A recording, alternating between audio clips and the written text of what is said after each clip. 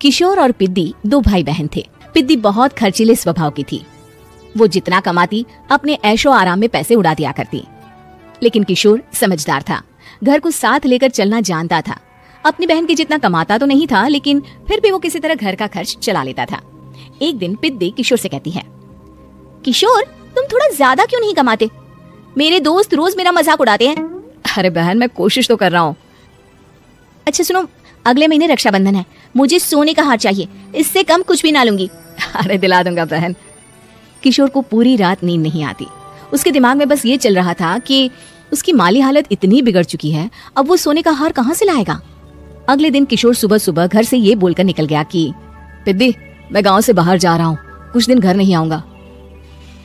किशोर ने अपने काम के साथ साथ फेरी में कपड़े बेचने भी शुरू कर दिए, जिससे वो ज्यादा से ज्यादा पैसे कमा सके।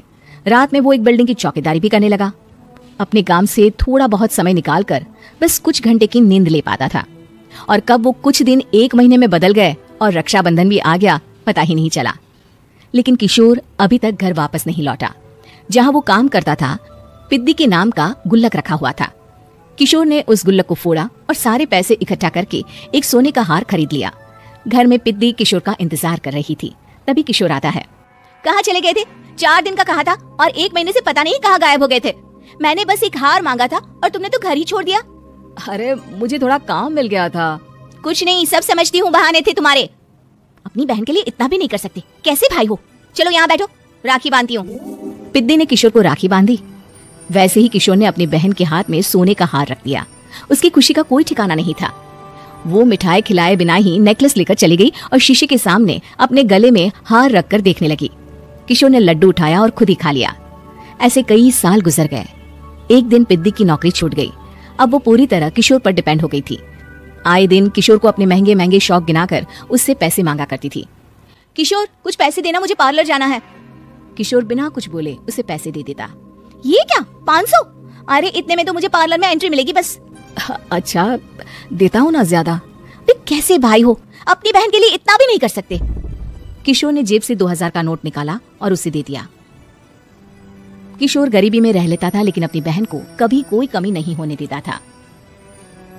बेटा, पिद्दी तुम्हारी बहन है, उसे कभी किसी चीज की कमी मत होने देना और उसका ध्यान रखना, क्योंकि भाई का फर्ज होता है अपनी बहन का ध्यान रखना। किशोर ने माँ की कही ये बात हमेशा के लिए याद कर ली थी। शायद माँ की इसी बात की वजह से किशोर पिद्दी की हर जिद पूरी करता चला आ रहा था।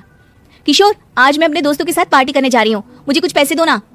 किशोर पिद्दी को समझाता है, लेकिन पिद्दी नाराज होकर चली गई और अपने कमरे में सुबक सुबक कर रोने लगी। किशोर अपनी जेब से कुछ पैसे निकालता है और पिद्दी को दे देता है। किशोर खुद कभी अच्छे कपड़े नहीं पहनता, लेकिन पिद्दी को राजकुमारी की तरह रखता। पिद्दी के जाने के बाद किशोर अपने काम पर निकल गया। एक तरफ पिद्दी अपने दोस्तों के साथ मस्ती कर रही थी, तो वहीं दूसरी तरफ किशोर पैसे कमाने के लिए कड़ी मेहनत कर रहा था। कुछ और दिन ऐसे ही बीत गए। एक दिन पिद्दी एक लड़के को लेकर घर आई और उसे किशोर से मिलवाया। किशोर, मुझे इस लड़के से शादी करनी है, लेकिन इनके मम्मी पापा बोल रहे हैं कि उनको दहेज में एक कार चाहिए, तभी वो मेरा और पंकज का रिश्ता कबूल करेंगे। लेकिन बहन, कार खरीदना कोई सब्जी खरीदने के बराबर तो नहीं है। अरे कैसे भाई हो तुम, अपनी बहन के लिए इतना नहीं कर सकते? देखो, मैं ज्यादा इंतजार नहीं कर सकती, तुम्हें 1 साल में मेरे लिए कार खरीदनी ही होगी। अच्छा पंकज, एक काम करो, कल तुम अपने माता पिता को घर बुला लो, मैं उनसे तुम्हारे और पिद्दी के रिश्ते की बात कर लेता हूँ।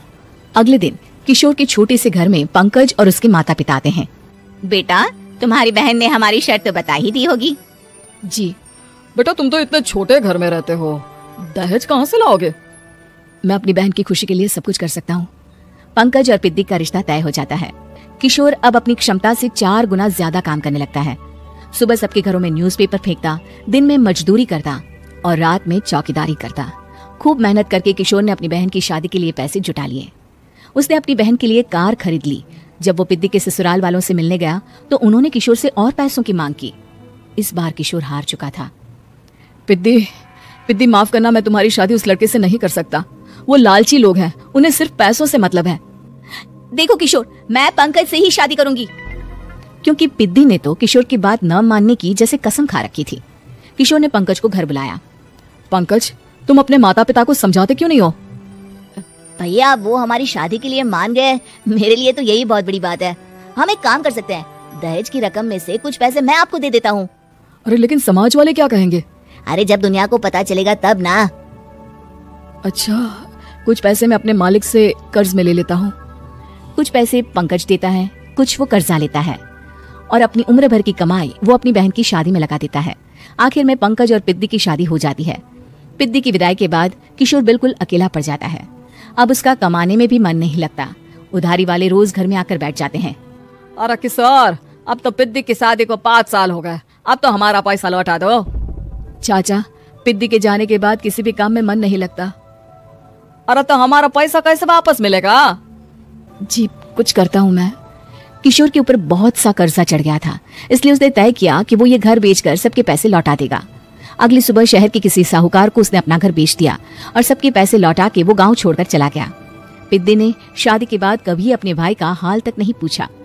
किशोर को फर्क नहीं पड़ता था, बस ससुराल में उसकी बहन खुश है ये जानकर उसे खुद की खुशी मिलती थी और ये सोचकर कि उसने माँ से किया हुआ वादा पूरा कर दिया। ऐसी ही रोचक मनोरंजक कहानियाँ देखने और सुनने के लिए हमारे वीडियो को लाइक करें, दोस्तों को शेयर करें तथा हमारे चैनल बचपन पैम्पर को सब्सक्राइब करें।